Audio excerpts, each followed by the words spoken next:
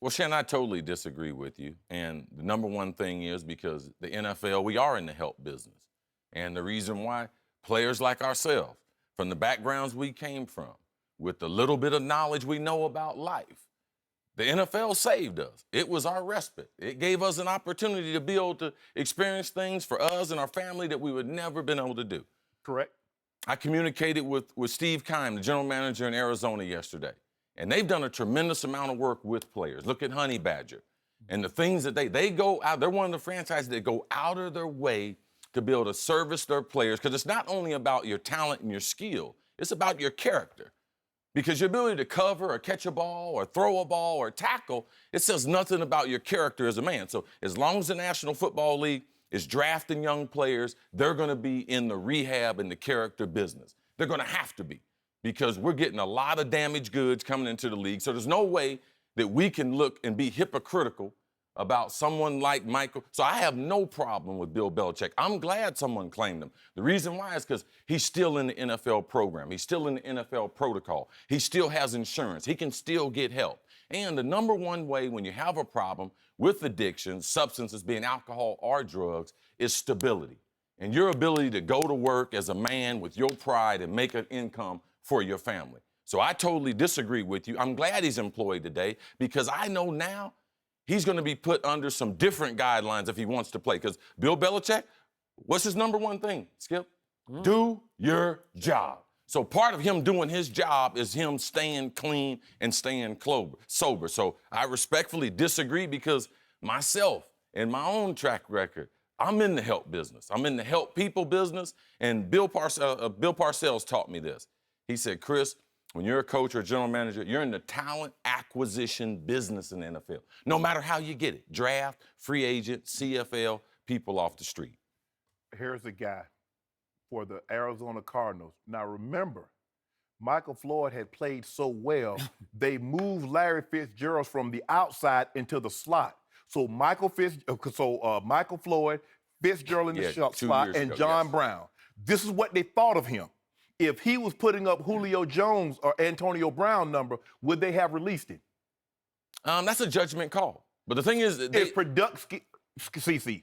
He's got 4 touchdowns. He's got 5 drops. He's in the last year of his contract. Okay. So are they going to give him a big contract? Is Larry Fitzgerald? All those things come into play. Also, you know, what he's doing on a daily basis, we don't see that. But I trust Steve and the staff there, Bruce Arians. But they released him. Yeah, well, they had to. Why?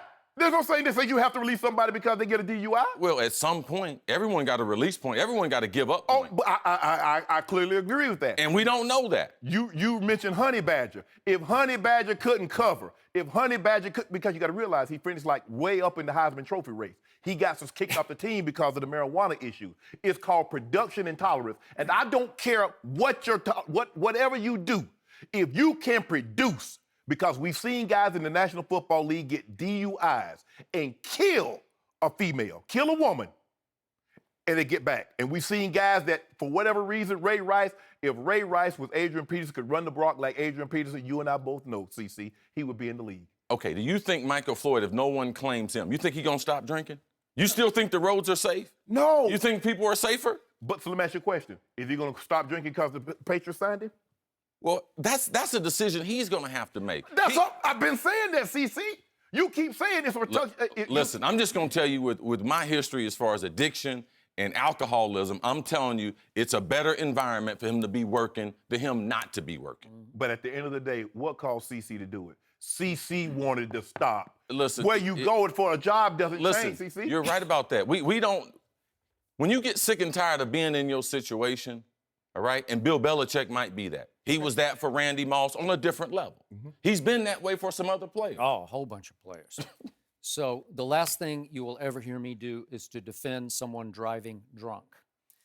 Obviously, he endangered X number of human beings along his route home that night. He's done this twice now in his life. But I point out, as you did, he had 2 citations for underage drinking back in Minneapolis.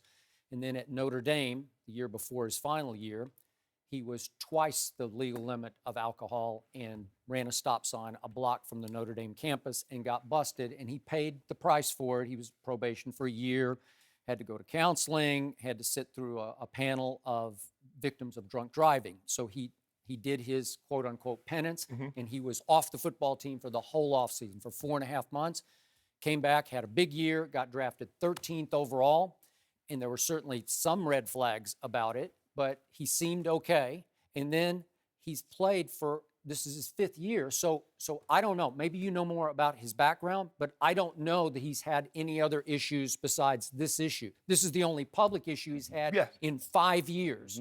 Okay, so it's not repeated drunk driving No. through his time in Arizona, right? Yes. But this year, more trouble than worth. As you point out, big drops started to cancel out big catches, too many big drops. And finally, they just said enough because he's going to be a free agent. The team is crumbling. And they just said, okay, we're embarrassed by you now because he's fallen asleep at the wheel, sitting in. Two green lights. He wait to two this- green lights. Okay, so he embarrassed the organization, and the organization just said, you know what? He's not in our plans anyway. He's out of our plans.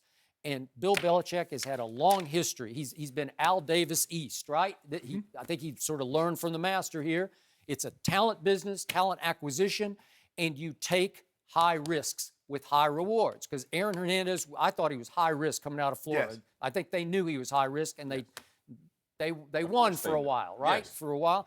Aqib Talib was high risk, and Yes. your Broncos took another Yep. risk on Yes. it, right?